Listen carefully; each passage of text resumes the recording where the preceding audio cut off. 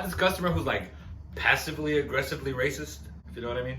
Her name is Alice, and Alice is like 90 something, and she's been a customer for years, so she knows all the guys, and she brings us food and shit, but she knows I'm Hispanic, so she'll bring them like sandwiches, and she'll bring me like bean soup. Don't get me wrong, I'm not ungrateful for the gesture, it's just like, I like having cheese too, you feel me? So one day she hits me with this. It's crazy, because if I close my eyes, you sound just like an American. Alice, you might want to take a seat. You're not going to believe this. I'm from California. Well, we have one of those here too. Usually if I get some ignorant shit like this, I'll be hella defensive, but she's like 90 something. 90 years ago, Spanish didn't even exist. So I'll just eat my bean soup and go on about my business, baby. What the fuck is perpendicular? I work in automotive, despite my best efforts. And the customer was like, hey, I just got in alignment with you guys. Now my tires are perpendicular to the vehicle. My dumbass thought it was something good. Good, I'm glad that worked out for you. She's like, no, you idiot. My car's fucked up. You guys messed it up. 1 second. Hey, Grace, what the fuck is perpendicular? It's the opposite of parallel. Ah, okay. You already know what my follow-up question was. What the fuck is parallel? Dude, didn't you teach English in France? I was like, yeah, but it was never, okay, you guys, today we're going to learn about perpendicular. So if someone doesn't know anything, just tell them. If someone asks you a question, just respond with an appropriate answer. Not some obtuse, weird answer. I used to work at this place delivering furniture. I'm not going to say where because I don't want to get sued by TLC Packing and Shipping. My boss, Francisco, told me, all right, dude, load up the truck because you and Omar are going to Carpinteria. Where? Really? You've been there 7 times. It's next to Santa Barbara. I think you guys can guess my follow-up question. Santa who? I've had so many jobs, guys. I can't even tell you all of them. One time I worked for UPS in Hebron, Kentucky. And like, the person who was training me wasn't even like training me because she's like, you're just gonna quit in 2 weeks. I was like, that's a horrible spirit. I quit in 2 days. She was right. I was less right. The worst part is like my memory's so bad I can't remember every single job I had. So it sucks when I pay taxes. Don't tell the IRS. Like when I go to reset my password, something that gives you like the security questions you're supposed to answer. Well, I forget the answer to my security questions all the time. So it's like a never-ending conundrum. I don't know how to spell that word. But that's why I vlog and make videos and stuff, or else I forget what I've done. Before I did comedy, I did poetry professionally. I was part of a group in Los Angeles called the Get Lit Players. It wasn't until about last week that I remembered of these guys' existence. I forgot all that happened. And we performed some big theaters in Los Angeles with like celebrities and stuff, and like, it's spoken word poetry. For white people, it was like poetry with a little bit of mustard on it, you feel me? In high school, I was in the poetry club, and I met this beautiful white girl named Laura. Laura's a model, well, she still is a model. I asked her out to prom one day at a football practice. I just casually saw her walking, and I was a football player, so I just kind of walked up after practice smelling like a nutsack.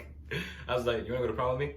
Well, you can't ask me like that. She took me on a movie about high school kids going to prom so I can take notes on how to ask out to prom. Laura was that white.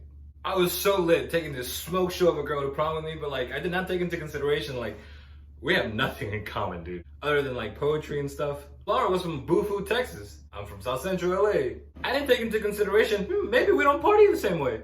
I knew I fucked up when they started playing, this is how we do it. I look over to my left, I see my friend Deshanique twerking that ass like her booty itches. I was like, hell yeah, yeah baby, woo. Needless to say, Deshanique and I are from the same ghetto ass neighborhood in LA. Meanwhile, I'm over here dancing with Laura 6 feet apart like I got COVID and shit. Dude, this was long before COVID. This was like, geez, this was 2011.